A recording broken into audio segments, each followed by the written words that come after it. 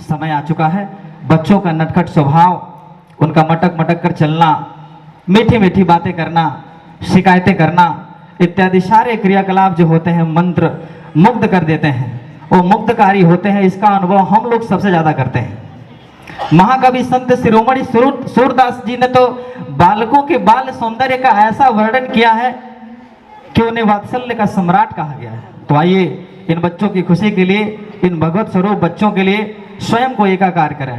एक बच्चे के लिए उसके माता पिता साक्षात ईश्वर होते हैं। ऐसे में यहाँ उपस्थित समस्त अभिभावकों को मैं विद्यालय परिवार की ओर से नमन करता हूँ।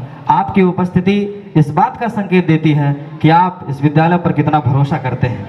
ऐसे में मैं आप सभी को आश्वस्त करना चाहता हूँ कि हम सभी शिक्षक और विद्यालय परिवार मिल करके आपके पाल्यों को, आपके बालकों को, आपके बालिकाओं को एक बेहतर इंसान, एक अच्छा नागरिक बनाने के लिए प्रतिबद्ध हैं। वृक्ष कबहू नहीं फल बके, नदी न संचय नीर, और परमार्थ के कारणे साधु न धरा शरीर।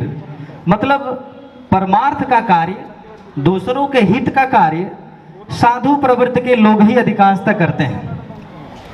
और उन्हीं साधुओं में से, उन्हीं महात्माओं में से एक थे हमारे विद्यालय के संस्थापक जॉन मारिया वियन्ने। जॉन मारिया वियन्ने, जी हाँ, ये वो नाम है जिसकी वजह से हम और आप यहाँ उपस्थित हैं।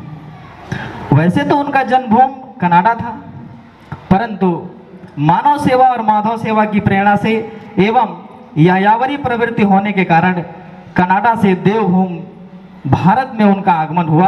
और भारत में वो सबसे पहले वाराणसी, जिसे पहले काशी कहा जाता था, काशी में उनका आगमन हुआ। और काशी में आगमन के बाद तत्पश्चात वो गुरु गोरक्षनाथ की धरती गोरखपुर में आए और गोरखपुर से भगवान बुद्ध की परिनिर्वाण स्थली कुशीनगर के इस कप्तानगंज परिक्षेत्र में उनका आगमन हुआ। और इस भूमि पर ज्ञान, प्रेम और सेवा का भाव लिए हुए सन 1974 में सच्चिदानंद सेवा आश्रम की स्थापना की, जो आज के समय में सच्चिदानंद इंटर कॉलेज के रूप में पूरे जनपद में विख्यात है, आपके सामने भी है। और यहाँ प्रतिवर्ष छात्र जो हैं यूपी बोर्ड की मेरिट लिस्ट में आते रहते हैं। वहीं दूसरे तरफ जो छात्र यहाँ से पास आउट हुए और सरकारी और गैर सरकारी संस्थानों में कार्य करते हुए देश की सेवा करने में तत्पर हैं। हमारे बीच में मुख्य अतिथि के रूप में गोरखपुर डायसिस के चांसलर और इस विद्यालय के पूर्व प्रबंधक फादर अब्राहम उपस्थित हैं। विद्यालय परिवार की ओर से मैं आपको नमन करता हूं। निश्चित रूप से आपकी उपस्थिति से हम धन्य हो गए। काफ़ी हमने इंतजार भी किया। समय समय पर आपका मार्गदर्शन और निर्देशन मिलता रहता है। जब कभी भी आपको अवसर मिलता है तो आपसे हमको बहुत कुछ सीखने को मिलता है। विद्यालय में चल रही गतिविधियों को जानने और कमियों को सुधारने के लिए हर संभव मदद की हम आपसे कामना करते हैं, आपसे उम्मीद करते हैं। और हमें निश्चित रूप से आपसे सदा समय समय पर प्रेरणा मिलती रहती है।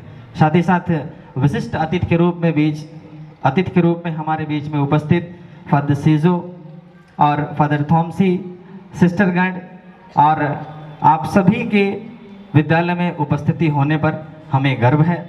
विद्यालय की गतिविधियों में कठिनाइयों का अनुभव होने पर हम आप सभी से समय समय पर विचार विमर्श करते रहते हैं, जिसके लिए आपसे हमेशा मदद मिलती रहती है। तो अब वो घड़ी आ गई है, मतलब कार्यक्रम को शुभारंभ करने के लिए। और हम जानते हैं कि हमारी भारतीय परंपरा रही है कि जब भी हम किसी कार्यक्रम की शुरुआत करते हैं, ईश्वर को याद करते हैं, दीप प्रज्वलन करते हैं। तो इसलिए इस मान सरोवर किड्स डे, इस कार्यक्रम का नाम है मान सरोवर किड्स डे। इस किड्स डे के शुभारंभ के लिए दीप प्रज्वलन से होगा, जिसके लिए मैं सबसे पहले मुख्य अतिथि के रूप में हमारे बीच में उपस्थित परम आदरणीय फादर अब्राहम को आमंत्रित करता हूं। साथ ही साथ मैं विद्यालय के प्रधानाचार्य फादर जी से निवेदन करूंगा कि आप उन्हें दीप प्रज्वलन स्थल तक लाएं। माननीय प्रधानाचार्य जी।